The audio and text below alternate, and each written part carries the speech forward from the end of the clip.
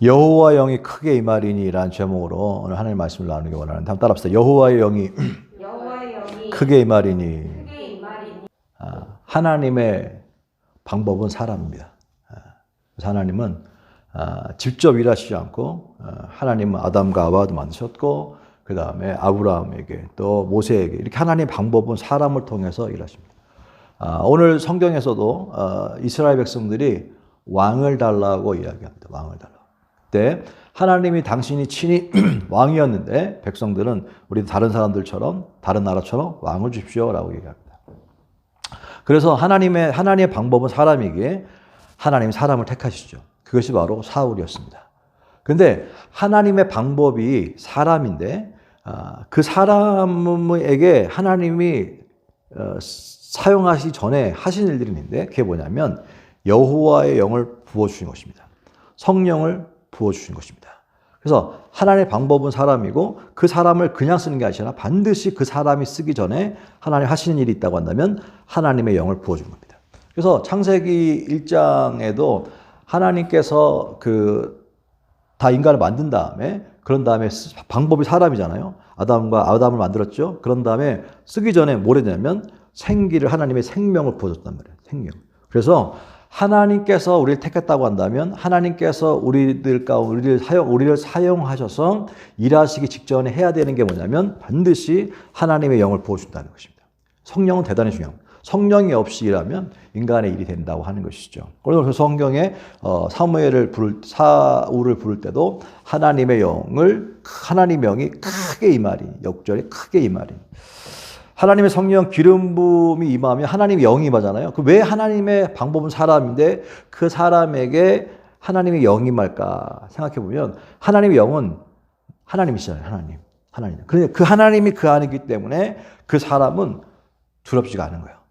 그 사람은 어떤 환경 가운데 있든지 두렵지가 않고 죽음도 고통도 두렵지가 않은 것입니다. 그래서 힘을 주기 때문에 그런 것이죠. 그래서 성령의 기름 부으심이 임하면 어떤 일이 나는가 오늘 세 가지를 보여주고 있는데 하나님 영이 임하면 어떤 일을 하느냐. 첫 번째로 따라합시다. 변하여 새 사람이 되고. 이 6절에 보니까 내게 여호와 영이 크게 임하니 너도 그들과 함께 예언하고 변하여 새 사람이 되리라. 변하여 새 사람이 되리라. 성령은 change your heart. 우리의 마음을 변화시키는 거예요. 자, 성령이 내 안에 들어오면 하나님의 영이 내 안에 들어오면 마음을 변화시키는 마음을. 디도서 3장 5절에도 우리를 구원하실 때 우리가 행한 바 의로운 행위로 말미암지 아니하고 오직 그의 긍휼하심을 따라 중생의 씻음과 따라서 중생의 씻음과 성령의 새롭게 하심으로 하셨나니 있어요. 그러니까 예수를 믿으면 먼저 그리스도의 보혈로 우리 깨끗하게 씻겨주시고 씻겨준 그 마음 가운데 성령의 새롭게 하심이 있다는 거예요. 성령이 임하면 우리의 마음이 새로워진다. 왜 새로워질까요? 내 안에 하나님이 계시니까 하나님 일하시니까 내가 하는 게 아니라 하나님이 계시니까 새로워진다는 것입니다. 어떻게 새롭게 되는가? 어떻게 변화되는가라고 하는 것이죠. 그때에 아까도 언급했던 것처럼 창세기에 보면 바로 처음의 상태가 땅이 혼돈하고 비어 있었고 생명도 없었고 물질에 불과했어요.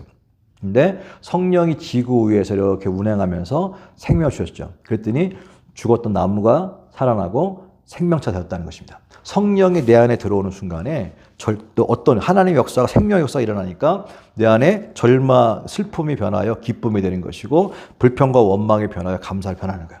놀랍 성령이 임하면 내 안에 하나님의 영이 임하기 때문에 흑암이 있고 혼돈하고 비어있는 것 가운데 생명 역사가 일어나는 것을 믿게 되시길 축복합니다.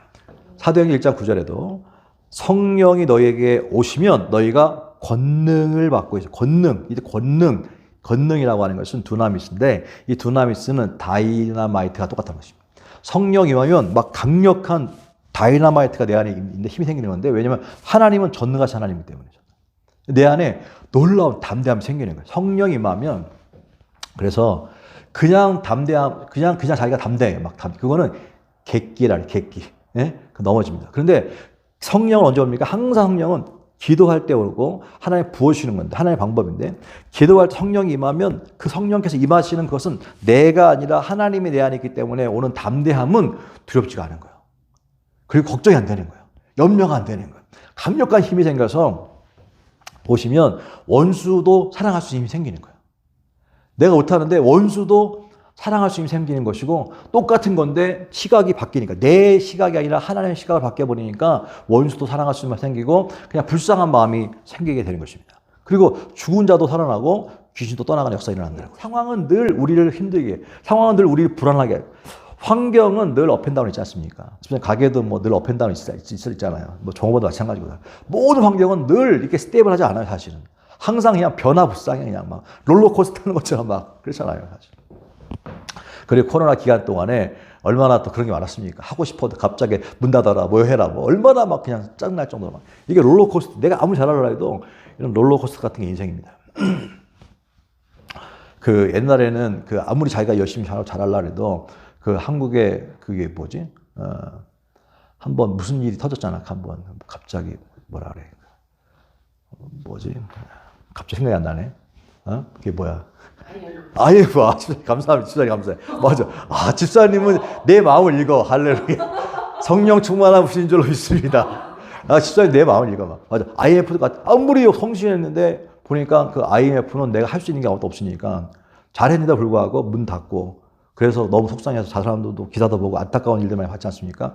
그런 것처럼 또 이런 또 코로나 같은 경우에도 아무리 내가 열심히 성실하게 하려고 해도 이 코로나로 인해서 문 닫는 사람들도 많이 잘하려고 해도 그런 환경은 어떻게 자기가 어떻게 할 수가 있는 게 아니에요. 뭐 게으름도 아니고 성실함이 없는 것도 아니고 그건 어떻게 할 수 있는 환경이 아니잖아요. 환경은 밖에는 이래 밖에. 이런 환경 가운데 밖에 있는 환경을 의지해서는 내 마음은 언제든지 불안할 수밖에 없어요. 염려가 올 수밖에 없어요. 그런데 밖에 있는 환경은 우리가 컨트롤할 수가 없습니다. 근데 이것이 안 되면 내가 할 수 있는 게 뭐냐? 할 수 있는 게 성령께서는 먼저 보세요. 뭘 어떻게 했어요? 내게 성령을 주심으로 나를 변화시키고 나를 강하게 만들어주는 거예요. 그러면 이게 수치가 이만큼 내 밖에 있는 로드가 이만큼 있는데 내가 성령이 내 안에 계시면 성령은 하나님이시니까 하나님은 뭐 어떤 문제보다 크시잖아요. God is bigger than any situation. 그러니까 이만하시니까 이게 뭐 별로 확장 안 되는 거야.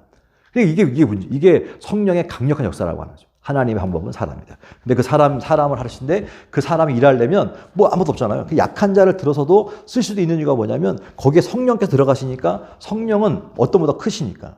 그래서 성령을 부어주시는 거예요. 내가 너와 함께 있겠다. 함께 한다는 게 뭐예요? 성령을 부어주시는 거예요.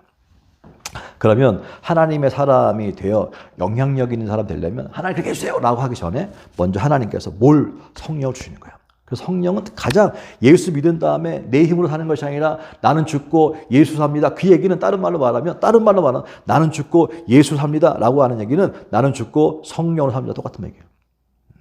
어떻게 예수 살겠어요? 예수님. 그 예수의 영이 뭡니까? 성령님인데. 그래서 그래서 오순절날에 제자들 예수님께 떠나잖아. 예수님께 떠날 때 아니 예수님 가시면 어떡합니까? 함께 있을 때는 든든했는데 눈에 보이고 든든했는데 떠나시면 불안하잖아요. 그때 걱정하지 마라. 나랑 똑같은 영이 임하는데 그것이 바로 이제 파라클레토스 성령께서 보내주신 성령이 올 것이다. 기다려. 올 때까지 기다려. 그래가지고 모여서 기도했더니 오순절날에 성령이 임하지 않았습니까? 임했더니 바뀌었잖아요.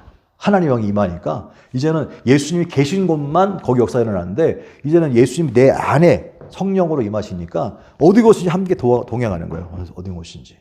그리고 어떻게? 그때부터 사도행전의 역사가 뭡니까? 다 담대함이 있고 예수님이 행했던 일을 똑같이 하지 않습니까? 죽은 자가 살아나기도 하고 병자가 일어나기도 하고 어마어마한 일들이 일어나는 이유가 뭡니까? 그 안에 예수님께서 계시니까 그런 거예요. 오늘 이 시간에도 그 예수 그리스도는 어제나 오늘이라 영원토록 동일한 줄로 믿습니다. 오늘 이 아침에 우리 안에 성령께서 계시면 어떤 일이 일어날지 우리는 몰라요. 하루 그죠? 어떤 일이 일어날지 몰라요. 지금 시작했지만. 근데 그때 어떤 일이나 상관없어요. 왜? 내가 성령 계시니까. 넉넉하게 이기는 줄로 믿습니다. 이기는데 넉넉히 이기느니라. 첫 번째 성령께서 임하시면 내 마음의 변화가 일어나. 사람이 달라져요. 두 번째로는 보니까 이 11절에 보니까 전에 사울을 알던 모든 사람들이 사울이 선지자들과 함께 예언함을 보고 서로 이르되 기스의 아들에게 무슨 일이 일어났느냐? 기스의 아들에게 무슨 일이 일어났느냐라고 말합니다. 자, 이 사울이 기스의 아들인데 여기서 보면 그들이 산에 이를 때 산이라고 하는 것은 바로 그 기브아 산을 말하는데 이 기브아 산은 바로 사울의 홈타운입니다. 그러니까 그곳에 사울의 홈타운이니까 사울이 어렸을 때부터 다 자란 걸 다 봤을 거 아니에요. 다. 그러니까 봤는데 갑자기 얘가 예언을 한다고 하는 것은 왕이나 선지자나 그 다음에 그 예언자들이 하는 거거든요. 기름 부어진 거죠. 근데 이 사울은 아무것도 아닌 베냐민 지파, 집 12개 지파 중에 가장 작은 지파, 베냐민 지파인데 그 베냐민 지파에서도 가장 미약한 그 집에 있는 애인데 거기서 갑자기 얘가 예언을 하네? 예언한다고 해서 하나의 특별한 기름 부음이 있다는 뜻인데 어떻게 제 기스의 아들 아니야, 기스의 아들. 이게 무슨 일이 일어난 거야? 라고 말하는 거예요. 성령 임하잖아. 임하면 어떤 일을 하면 성령이 임하면 밖에 있는 사람들이 다 아니 어떻게 도대체 저런 일이 왜 어떻게 일어나지? 라고 모든 사람들이 볼 수 있는 변화가 일어난다고 하는 것입니다. 똑같은 얘기로 예수님께서 그랬죠. 마태복음에도 13장 55절에도 이는 그 목수의 아들이 아니냐. 그래서 이는 그 목수의 아들이 아니. 예수님이 그 마태복음 13장 읽어보면 예수님께서 54절에 고향으로 돌아가서 그들이 회당에서 가르치시니 그들이 놀라 이르되 이 사람의 이 지혜와 이런 능력이 어디서 났느냐 이는 그 목수의 아들이 아니냐라고 얘기합니다. 주변에서 쟤는 분명히 그 요셉의 아들인데 목수의 아들 아니야? 근데 저 지혜와 저 능력도 어디서 난 거지? 라고 똑같이 얘기하지 않습니까? 성령이 임하게 되면 저 기스의 아들 아니냐 이런 거죠. 성령이 임하게 되어지면 완전히 사람이 확 바뀐다는 거예요. 그래서 바뀔 뿐만 아니라 완전히 어떻게 저런 지혜가 저런 능력이 평상시에 저런 사람이 아닌데? 라고 깜짝 놀라는 것이죠. 베드로가 성령 받은 다음에 그 사람들이 아니 저 베드로 저 학문이 짧은 사람 아니었나 저 사람? 학문이 짧은 사람 아니었나? 근데 어떻게 저런 말 할 수 있지? 라고 어마어마한 지혜와 어마어마한 능력이 일어난다고 하는 사실입니다. 이거는 예수 믿는 사람 가운데 주신 하나님의 가장 좋은 선물인 것을 믿게 되신 주님 축복합니다. 성령이 임하니까 사람들이 저거 기스의 아들 아닌가? 저 목수의 아들 아닌가? 저거 누구의 아들 아닌가? 그 얘기는 긍정적인 것도 있지만 또 부정적인 것도 있습니다. 아니 어떻게 제가 이러는 거거든요 사실. 기대하지 않을 수도 있는데 또 반면에 거기에 아니 저런 일이 일어날 수 있는가 이렇게 하는 것이죠. 할렐루야. 성령께서 임하면 이러한 사람들이 보고 한마디로 말하면 뭡니까? 이게 긍정적이든 이 말의 의미가 긍정적이든 이 말의 의미가 약간 냉소적인 의미가 상관없이 중요한 것은 뭐냐? 사람들이 놀랬다는 거 분명한 거예요. 놀랬다고 하는 거 분명한 거예요. 그죠? 사람들이 놀랬다는 거 분명한 거예요. 성령께서 기름을 부어주고 임하시면 그 삶을 통하여서 사람들이 놀라는 거예요. 그 놀람 가운데는 어떤 사람들은 와 진짜 역시 뭔가 다르구나라고 할 수도 있고 어떤 사람들은 저기 가능한가라고 어쨌든 누군가 잘 되면요 그 사람에 대해서 호의적인 사람도 있지만 또 부정적으로 보는 사람도 있습니다. 모든 게 두 가지 관점이 같이 있는데 상관없이 중요한 건 뭡니까? 놀랬다는 것은 분명한 거다. 놀랬다는 거죠. 성령께서 임하면 주변 사람들이 놀랍니다. 이게 놀라는 것이 보여져야지만 성령이 임하는 거예요. 바라기는 저와 여러분 삶 가운데 주변 사람들이 놀라는 역사가 있게 되시길 주님 축복합니다. 크게 일어나야 한다는 거예요.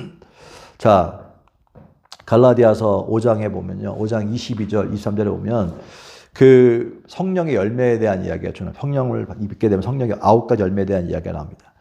자, 그렇게 우리가 예수님을 믿게 되잖아요. 예수를 믿게 되면 어떤 일이 일어나는가? 예수를 믿게 되면 예를 들면 먼저 그리스도의 보혈로 씻김에 중생의 씻김, 죄가 씻어져요.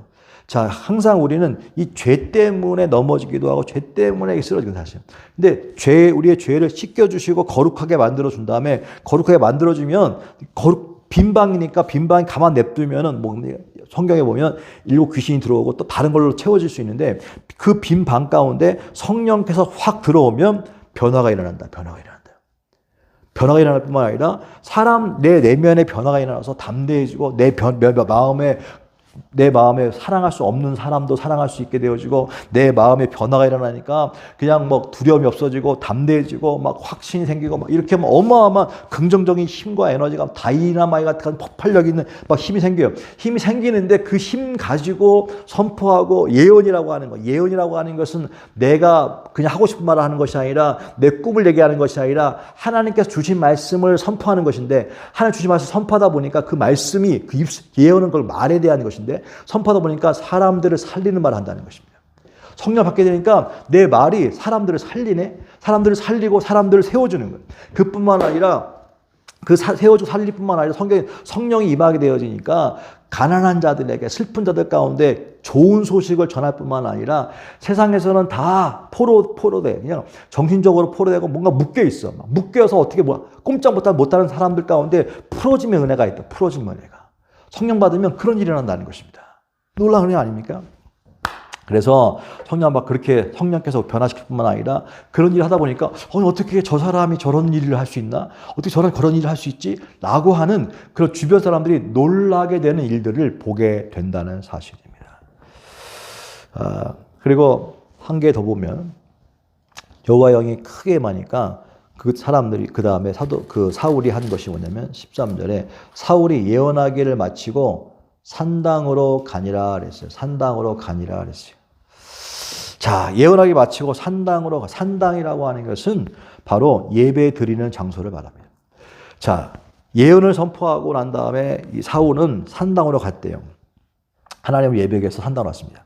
자, 그렇게 내 안이 변화되어 성령께서 내 안에 주셔서 담대해지고 변화가 일어나면 그런 다음에 변화를 가지고 내 안에 있는 것이 감출래야 감출 수 없어요. 생명은요, 감출래야 감출 수 없습니다.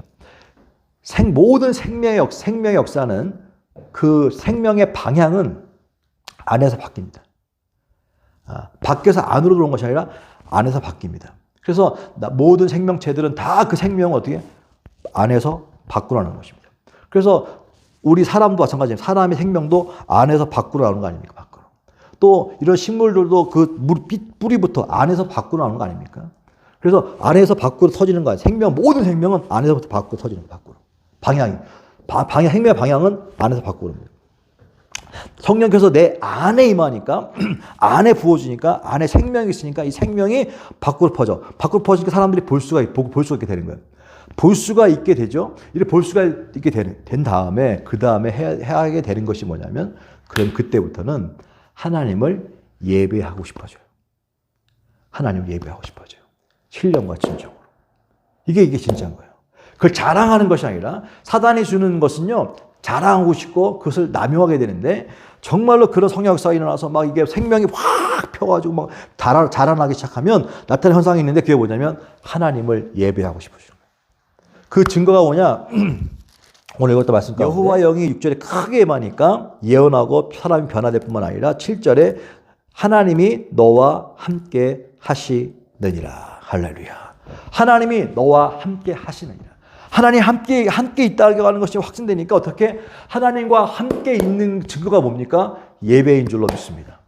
예배를 드리고 싶은 거 예배에 대한 목마름이 생기는 거예요. 근데 그것이 예배에 대한 목마름이 신령과 진정으로 하나님을 그려요. 하나님을 찾아서 내 문제를 해결하려고 하는 것이 아니라 그냥 예배를 드리는 것이 아니라 하나님 내가 무엇이간데 나를 택해서 나 같은 사람을 택해서 하나님 택했다고 하는 것이 되게 겸손해져요. 어디 나 같은 사람을 택하시지? 나를 사랑하시지라고 하는 그 어마어마한 은혜를 깨닫게 돼요. 그리고 나같이 더럽고 추악한 사람에게 어떻게 하나님 나한테 임하셨지라고 하는 나같이 추악한 이 몸 가운데 이 추악고 더러운 몸 가운데 내 마음에 하나님이 임하셨네. 이게 너무 은혜가 되는 거예요. 그리고 내 안에서 내 청소해 주시고 나를 강하게 만들어 주시는 그 하나님 너무 감사하죠. 그러다 보니까 하나님을 예배하고 싶은 마음이 생기는 거예요. 요한복음 4장 23절에 아버지께 참되게 예배하는 자들은 영과 진리로 예배할 때가 오나니 곧 이때라. 아버지께서는 자기에게 이렇게 예배하는 자들을 찾으시느니라. 하나님은 영이시니 예배하는 자가 영과 진리로 예배할지니라 했어요. 하나님께 예배할 때는요, 그냥 예배하는 것이 아니라 성령을 가지고 진리는 예수 그리스도가 내가 곧 길이요 진리요 생명이다 그랬지 않습니까? 그러니까 진리는 예수를 말하는 거예요. 예배 드릴 때는 성령의 힘으로 성령께서 함께 하시는 걸 느끼고 예수 그리스도를 바라볼 수 있는, 예수 그리스도가 길이요 진리요 생명이라고 했는데 결국은 말씀, 예수님은 말씀이 육신이 되어 왔기 때문에 그 말씀이거든요. 성령과 말씀 두 가지가 예배 가운데서 믿어지고 확신되어지는 것, 이것이 바로 하나님 기뻐하시는 예배고, 이런 예배자를 찾고 있는 줄로 믿습니다. 예배 드릴 때는요, 두 가지를 삼아야 돼요. 예배 드릴 때는 성령님 내 안에 계시옵소서, 내 안에 계신 것을 감사합니다. 성령을 통하여서 예배를 드리려고 하고, 그 눈을 통하여서 말씀을 들으려고 하고 주님 만나려고 하는 것, 그 성령과 말씀 두 가지가 함께 있는 것을 집중할 때에 그것이 바로 진정한 예배고, 하나님은 그런 예배하는 자들을 찾으시느니라 그랬어요. 찾으시는 그런 예배를 찾는다는 것입니다. 예배 드릴 때마다 성령과 말씀 두 가지를 붙잡을 수 있기를 주님 축복합니다. 하나님은 워시퍼 예배자를 찾는데, 자, 세상 사람들은요 좀 잘 되고 싶고 리더가 되고 싶고 그 다음에 뭐 이렇게 하고 싶어요. 영향력을 끼치고 싶어 합니다. 인플루언서라 그러죠. 그런데 세상에서는 인플루언서가 되기 위해서 여러 가지 방법들이 있겠지만 하나님께서 우리에게 주시는 말씀은 뭐냐? 먼저 네가 정말 세상에서 요즘 젊은 사람들 얘기하는 인플루언서가 되고 싶으냐? 그러면 먼저 뭐가 되어야 되느냐? 성령을 받아야 된다. 성령이 없이 나가면 다 넘어집니다. 성령 없이 넘어가면 다 실패합니다. 되는 것 같은데 다 무너집니다. 성령을 먼저 받은 다음에 네 힘이 변화를 받아라. 근데 사람이 내가 보니까요, 성령 받아도 변화가 안 되는 것 같아. 된 것 같은데 또 다 똑같더라고. 근데 내가 주님이 변화를 받으라는데 처음엔 쟤도 성령 받은 다음에 변화된 것 같이 느꼈어요. 변화해야지. 근데 가만 보니까 변화 받으라고 변화 받아라 명령했으니까 내가 변화돼야지 라고 해서 변화되는 게 아니더라고요. 그러니까 우리는 변화할 힘이 없어요. 변화할 힘이 없습니다. 그래서 봤더니 그게 아니에요. 우리 변화될 수가 없어요. 그러니까 예수 믿으면 그때부터는 뭘 의지하느냐? 나는 믿을 수가 없어. 나도 믿을 수가 없어. 나 자신을 믿을 수가 없어요. 사실은 믿을 수가 없어요. 그러니까 나를 믿고 뭔가 하는 게 아니라 나는 믿을 수 없는 존재이니까 내 안에 믿을 수 있는 존재가 누굽니까? 내 안에 성령이거든요. 성령님 인정합니다. 환영합니다. 계속 성령님께 집중하여 성령님께서 하시도록 성령님을 붙잡고 가야지만 가는 게 뭐냐? 그게 변화되는 것이, 사람들은 변화되는 것이 보이는 거예요. 사실은. 나는 변화된 게 아니라 내 성령께 일하도록 하시는 것 뿐인데 사람들은 그걸 보고 성령이 안 보이시니까 이 사람이 변화됐네. 달라졌네. 왜냐하면 성령이 하시니까 말이 바뀌잖아요. 말이 담대해지고 말이 긍정적이 되고 말에 소망이 있고 말에 생명이 있으며 말이 살리는 말을 하고 웃긴 것 가운데 있는 것이 아니라 어떤 곳에 있든지 자유함이 있고 확신이 있고 그러다 보니까 사람들이 야 믿음이 좋네. 대단한 사람이라고 얘기할지 모르지만 그건 내가 변한 게 아니라 내가 성령을 의지하다 보니까 성령께서 내가 보내드리고 맡겨드리고 했더니 그분이 일하는 거를 사람들이 본 것뿐인 거예요. 사실. 그러다 보니까 아니 어떻게 기스의 아들 아니야? 기스의 아들 맞지? 근데 왜 그래요? 성령께서 하시기 때문에 그렇다고. 그리고 그렇게 하다 보니까 너무너무 좋으니까 그분이 가장 좋아하는 그분의 자리로 가는 거죠. 그게 뭐 예배하는 자리인 줄로 믿습니다. 며칠 전에 이렇게 하면서 갑자기 성령께서 주신 마음이 있었는데요. 하나님은 예배자를 찾는데 예배는 사실은 어느 곳에서 있든지 하나님을 예배하는 것, 삶 속에서 예배가 중요합니다. 사실은. 그런데 그러면서 놓치는 것이 있어요. 그게 뭐냐면 사도행전에 성령 받은 다음에 하나님이 하신 것 딱 두 가지입니다. 하나님 인간을 향해서 딱 한 것 두 가지. 첫 번째, 가정을 만들었어요. 창세기. 아담과 가정을 만들었고 신약에서 하나님 직접 만드신 게 뭐냐면 교회를 세우셨어요. 교회를 세우셨습니다. 이 두 가지는 직접 하신 거야. 내가 너를 기초로 해서 내가 교회를 세우리니. 그래서 결국 하나님께서 이 땅 가운데 친히 하신 것은 가정과 교회입니다. 두 가지를 세웠어요. 두 가지가 가장 중요한 거예요, 사실은. 사단이 공격하는 게 뭐냐? 가정을 무너뜨리고 교회를 무너뜨리는 거예요. 왜? 하나님이 세우신 거니까. 이거는 유일하게 하나님이 세우신 거예요. 정부는 인간이 세운 겁니다. 그런데 보세요. 가정은 가정이 지금 얼마나 사실 무너지고 있습니까? 너무 많이 무너지고 있지 않습니까? 그런데 지금 이 팬데믹 기간을 지나면서 교회도 또 어마어마하게 무너집니다. 어마어마하게 무너지고 있습니다. 이것이 그 안에 뭐 교회 이런 것들 다 떠나서 근본 다 하나님이 세우신 가정이 첫 번째 가정이 어마어마하게 무너졌죠. 그 다음에 교회들이 가정이 막 무너졌는데 교회는 괜찮았거든요. 근데 교회가 막 무너지고 있습니다. 근데 이 무너지는 게 사단이만 무너뜨리는 것이 아니라 교묘하게 사람 생각하는데 지금 뭐 가정 무너지는 것이 이제 아무렇지도 않은 것처럼, 그죠? 그게 뭐 대수인 것처럼 이렇게 무너지는 것이 다 자연스럽게 되는 것처럼 교회도 마찬가지입니다. 교회를 무너뜨리는데 어떻게 무너뜨리냐? 영적으로 기도해 보니까 지금 이제 팬데믹 기간 동안에 이렇게 유튜브 방송도 하고 같이 이제 이런 것들을 하면서 사람들 가운데 이제는 교회 오지 않고 이런 걸 통해서도 은혜 받아요, 사실. 할 수 있습니다. 근데 그래서 사람들이 교회가 뭐 중요하냐? 건물이 뭐 중요하냐? 하나님 앞에 예배 드리는 태도가 중요하냐? 틀린 말이 절대 아닙니다. 근데 그 속에. 그러다 보니까 어떤 그냥 소속감이라는 것이죠, 소속감.